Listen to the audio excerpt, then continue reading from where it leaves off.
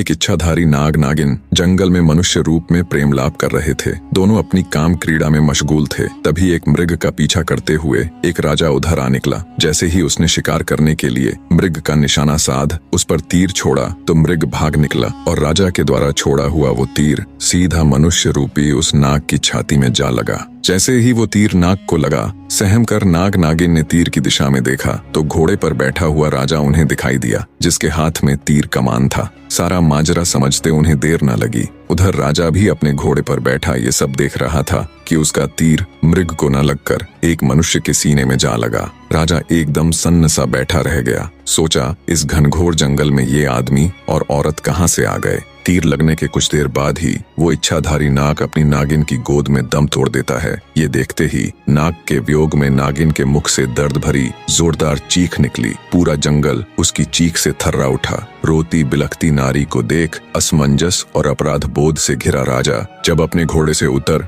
उनकी तरफ चलता है, तभी उसने देखा मृत्युप्रांत मनुष्य रूपी इच्छाधारी नाग अपने असली रूप में आ जाता है। ये देख राजा के पैरों नीचे से जमीन खिसक जाती है। उसे समझते देर न लगी कि ये तो इच्छाधारी नाग नागिन का जोड़ा था। अपने मरे हुए नाग पति को अपने गले में टांगे नागिन जोर जोर से रुदन करती हुई भयंकर गर्जना के साथ बोली, हे पापी मनुष्य, आज जिस प्रकार मैं अपने पति के वियोग में तड़प रही हूँ, एक दिन तेरी पत्नी भी तेरे वियोग में ऐसे ही तड़पेगी। ये सुनते ही राजा का चेहरा एकदम फीका पड़ गया। वो नागिन से बोला, हे नागिन, मुझे क्षमा करे, मैंने तुम्हें नहीं देखा, मुझसे बहुत बड़ी भूल हो गई।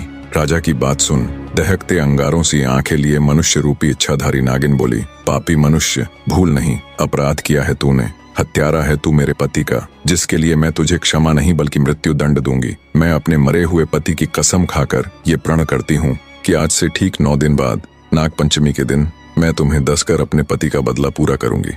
नागिन की बात सुनकर तो जैसे राजा का हृदय फट गया। बेचारा बेबस राजा अत्यंत भरे हृदय से राजमहल की तरफ चल पड़ता है। जब राजा राजमहल गया और रानी ने उसका उतरा हुआ चेहरा देखा तो वो भी उसे देख चिंतित हो उठी। रानी बोली, क्या हुआ महाराज, आप जब से शिकार से वापस आए हैं तब से आपका चेहरा बिल्कुल उतरा हुआ है। ऐसा क्या हुआ महाराज, मुझे बताए। तब राजा रानी के सामने जंगल में हुई पूरी घटना कह सुनाता है। सारी बात सुन रानी भी सन्न रह गई। रानी एक पतिव्रता स्त्री थी। वो बोली, महाराज आप चिंता मत कीजिए, आपको डसने से पहले उस नागिन को मुझे मारना होगा। मेरे रहते मैं आपके ऊपर कोई भी आंच नहीं आने दूंगी। अगले दिन राजा और रानी ने बहुत साधु महात्माओं और विद्वानों से अपनी इस समस्या को साझा किया, पर कहीं से भी उन्हें संतोषजनक हल नहीं मिला। किसी ने कुछ उत्तर दिया तो किसी ने कुछ करने को कहा। इन्हीं सब में 8 दिन गुजर जाते हैं। आज वो 9वां यानी नाग पंचमी का दिन था, जिस दिन वो नागिन राजा को डसने के लिए आने वाली थी। बने रहे।